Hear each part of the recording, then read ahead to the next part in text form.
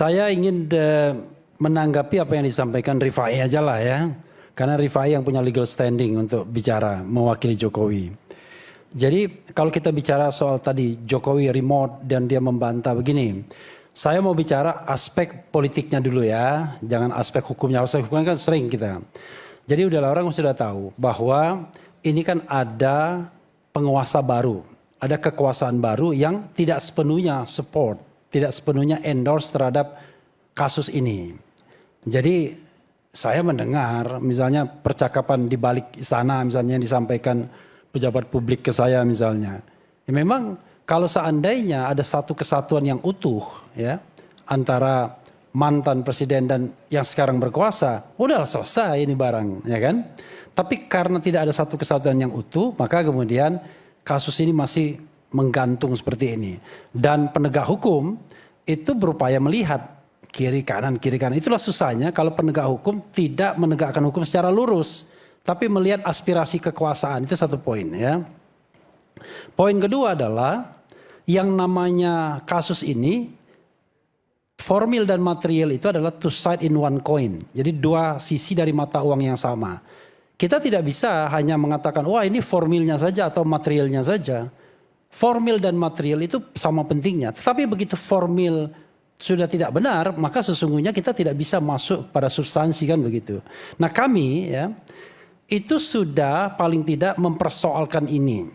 Langsung kepada baik Kejaksaan Agung maupun ke Kejaksaan Tinggi. Kami diterima audiensi. Ya, resmi.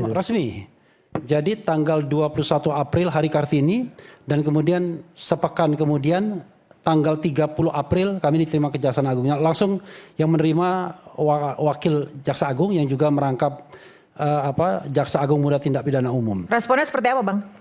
Tentu respon mereka kan tentu netral kan. Tidak boleh mereka kemudian tiba-tiba mengatakan iya kasus kami stop, nggak mungkin kan.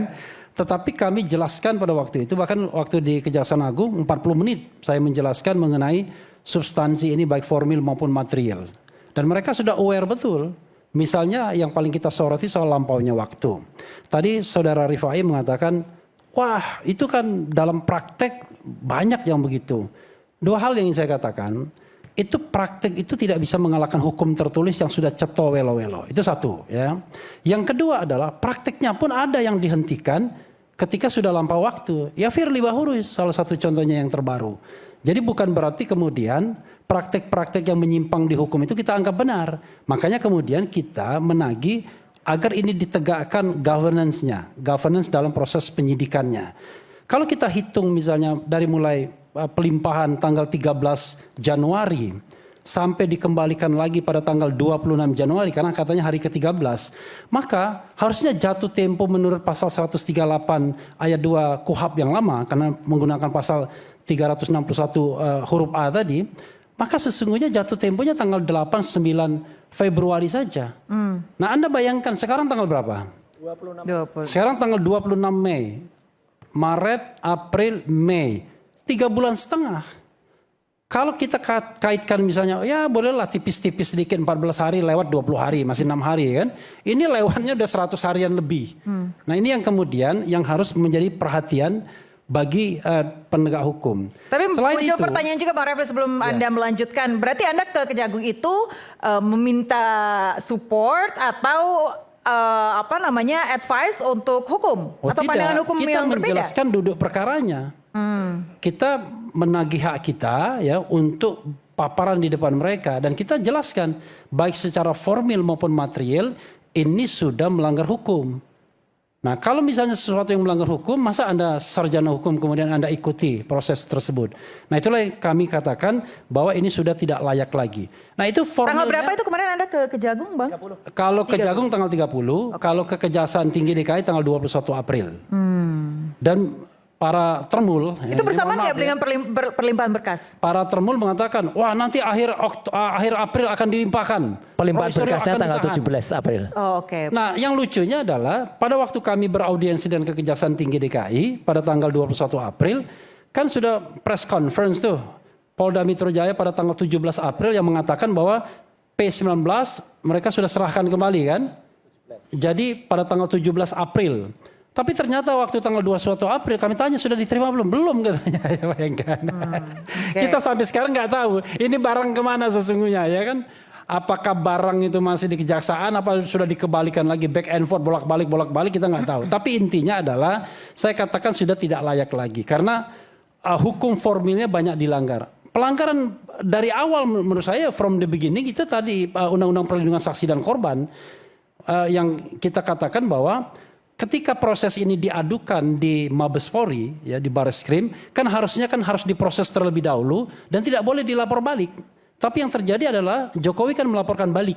Nanti orang mengatakan, ya beda peristiwanya, beda pasalnya dan lain sebagainya. Ya Sontoloyo itu memang, ini kan masalah sama saja masalahnya, semuanya masalah ijazah. Nggak ada masalah yang lain. Kita kan tidak bicara masalah combro kan begitu.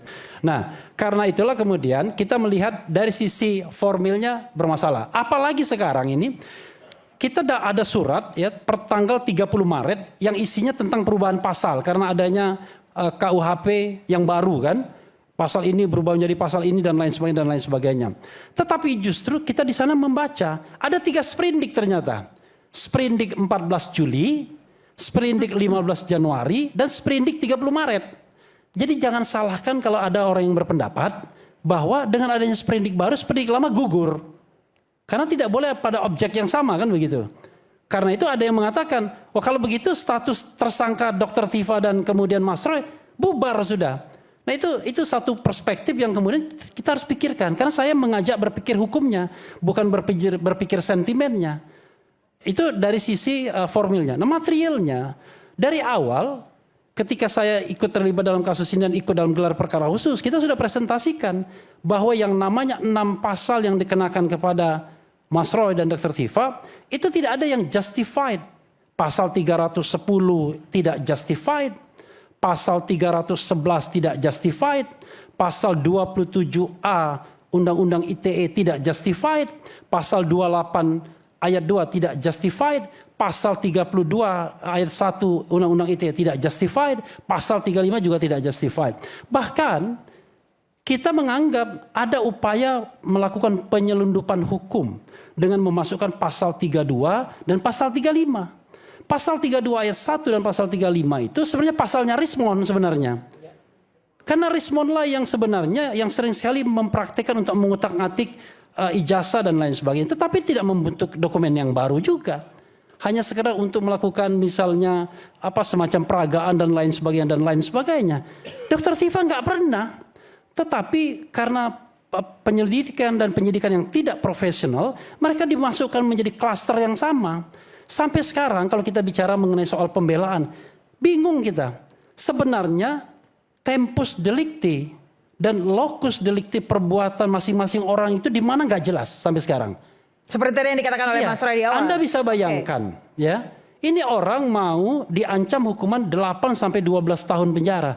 Tapi tempus dan locus delictinya nggak jelas. Perbuatan apa yang saya lakukan sehingga saya diancam 12 tahun penjara. Yang ada adalah kita cuma dikirimi pasal. Tetapi apa pasalnya? Kalau orang Palembang bilang pasal itu sebab. Apa masalahnya? Kita nggak tahu. Nah, ini pidana, Bung. Bukan kasus non pidana. Bisa kemudian menghukum orang 8 sampai 12 tahun penjara. Tetapi tidak jelas. Dan bahkan kita bisa pastikan untuk konteks Mas Roy dan Dr. Tifa, pasal 32 ayat 1 dan pasal 35 itu sama sekali nggak ada. Tapi sampai sekarang masih dicantumkan. Dan lucunya lagi, dalam sprindik tanggal 30 Maret terakhir, orang-orang yang sudah digugurkan itu masih juga tercantum. Abraham Samad, kemudian Michael Sinaga, kemudian siapa lagi? Nurdian Susilo, Babe Aldo. Jadi ada 12 orang masih tercantum juga. Jadi dari sisi manajemen perkara, kasus ini sudah amburadul. Padahal kalau kita mau jujur, ini kan kasus gampang. Kasus mudah sesungguhnya. Menjadi sulit karena ijazahnya nggak ada. Itu saja masalahnya. Saya ngomong ijazahnya nggak ada itu bukan kata-kata Refli Harun loh. Ini kata-kata Bonatua Silalahi. Setelah melakukan dari proses, semua hasil penelitian yang dilakukan. Setelah melakukan proses penelitian panjang dan kemudian melakukan sidang di KIP, Komisi Informasi Publik, maka dia membuat buku yang judulnya adalah Ijazah Jokowi Tidak Ada. Dan dia bisa ada tuh tayangannya kalau bisa ditampilkan. Dan itu bisa dia pertanggungjawabkan secara ilmiah. Makanya kemudian kalau kita bicara mengenai proses pembuktian persidangan, yang takut memang Jokowi. Kira-kira apa yang mau dia buktikan? Makanya saya katakan ya, kalau kita lihat kontur atau spesimen ijazah yang muncul ke publik, itu hati-hati loh. Ijazah terakhir yang diakui sebagai asli itu adalah yang ditunjukkan di Polda Metro Jaya pada tanggal 15 Desember 2025. Oke, sebelum Mas kita Roy dengan kacamata telematikanya, respon pada waktu itu, Dr. Tifa sudah mengatakan itu palsu juga. Oke, baik. Jadi sekarang pertanyaannya adalah banyak sekali orang yang kemudian membuat buku, membuat tulisan yang mengarah kepada ini palsu atau tidak. Nah sekarang pertanyaannya adalah ada dua hal saja. Anda mau fair nggak pembuktian ijazah palsunya? Kalau mau fair, maka sesungguhnya banyak forum yang memang dimaksudkan untuk pembuktian ijazah palsu. Contoh misalnya, ada yang namanya pemburu ijazah palsu.